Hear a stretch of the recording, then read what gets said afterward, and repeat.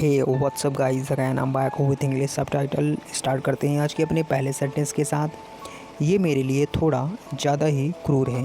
ये मेरे लिए थोड़ा ज़्यादा ही क्रूर है। So for this sentence we can say it's a bit. It's a bit का मतलब थोड़ा सा, तो it's a bit too brutal for me. Brutal का मतलब क्रूर। तो ये मेरे लिए थोड़ा ज़्यादा ही क्रूर है। It means it's a bit too brutal. Too brutal यानी कुछ ज़्यादा ही क्रूर।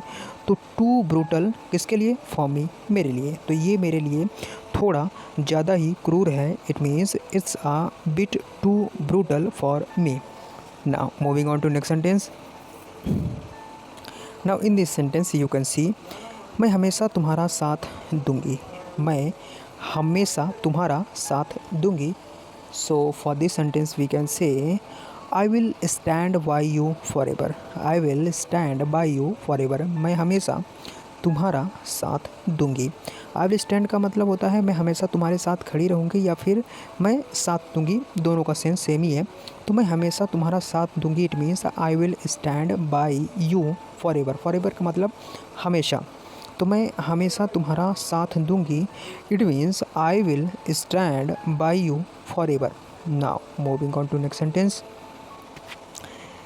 इस सेंटेंस में आप देख सकते हैं, इसमें लिखा हुआ है तुम मुझे पहली नज़र में ही पसंद आ गई। तुम मुझे पहली नज़र में ही पसंद आ गई। तो ये भी काफ़ी जेन्युइन सा सेंटेंस है। इसके लिए हम कह सकते हैं I liked you at the very first glance. Glance का मतलब नज़र। फर्स्ट ग्लांस का मतलब पहली नज़र। तो तुम मुझे पहली नज़र में ही पसंद आ गई।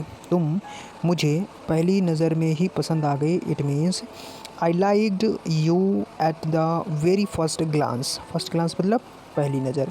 लाइक यानी पसंद। वेरी फर्स्ट ग्लांस मतलब पहली नज़र। तो तुम मुझे पहली नज़र में ही पसंद आ गई। It means I liked you at the.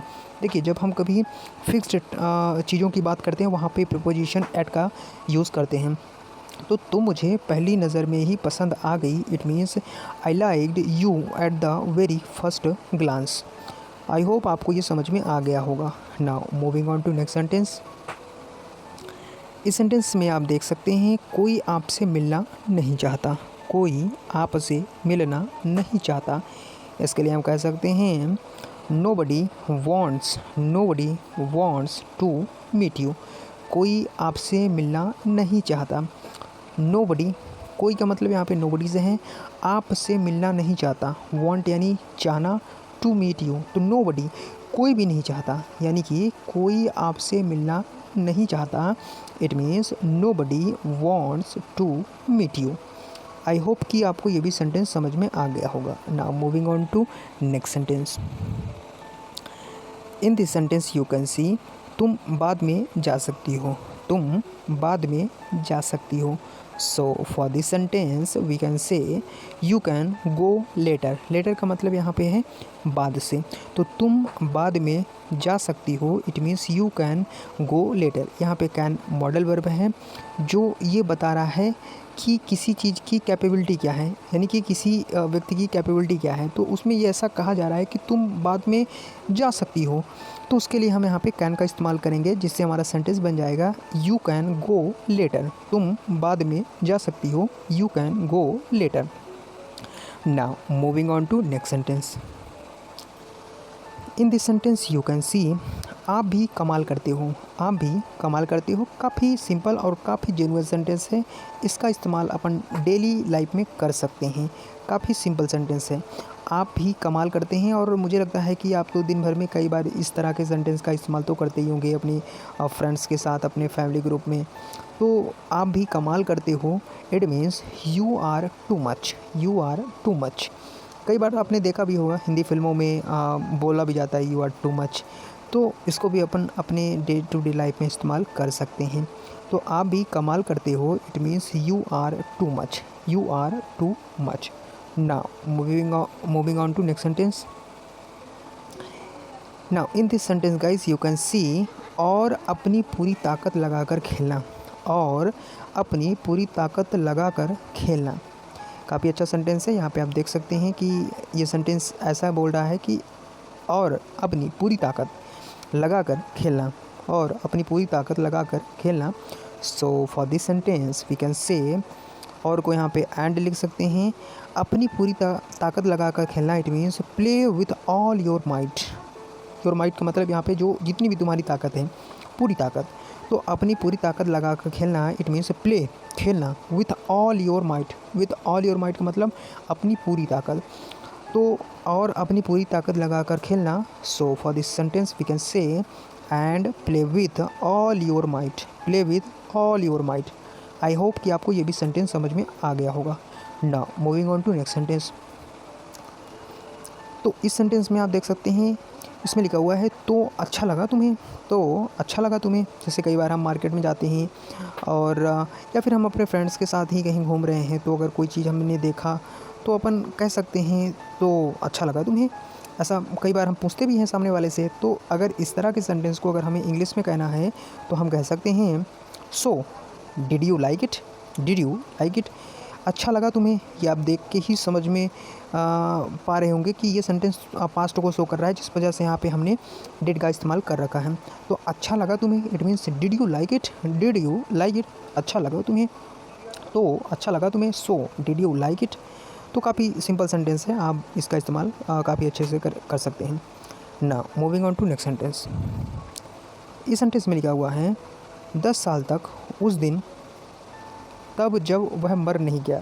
10 साल तक उस दिन तक, 10 साल तक उस दिन तक जब वह मर नहीं गया। तो इस सेंटेंस के लिए हम कह सकते हैं फॉर 10 ईयर्स, 10 साल तक, फॉर 10 ईयर्स, उस दिन तक जब वह मर नहीं गया, until the day he dead. Guys sorry for इस टाइप के सेंटेंस के लिए, बट आप इस तरह के सेंटेंस को सीख सकते हैं। और सीखने का मतलब है कि सेंटेंस चाहे जैसे भी हो, जब हम स्पीकिंग कर रहे हों तो वहाँ पे हमें हेजिटेशन ना हो। तो इस टाइप के सेंटेंस को भी कई बार लाना पड़ता है कि आप इसको भी देखें और इसको भी सीखें। तो कोई इसको बुरा नहीं मानेगा, मैं किसी के लिए नहीं कह रहा हूँ, सिर्फ एक सेंटेंस है। तो 10 साल तक उस दिन तक जब वह मर नहीं गया, it means for 10 years until the day he dead.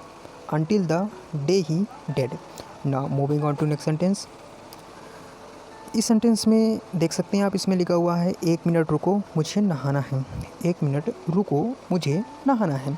तो 1 मिनट रुको के लिए हम कह सकते हैं hold on a minute. Hold on a minute, इसका मतलब है 1 मिनट रुको।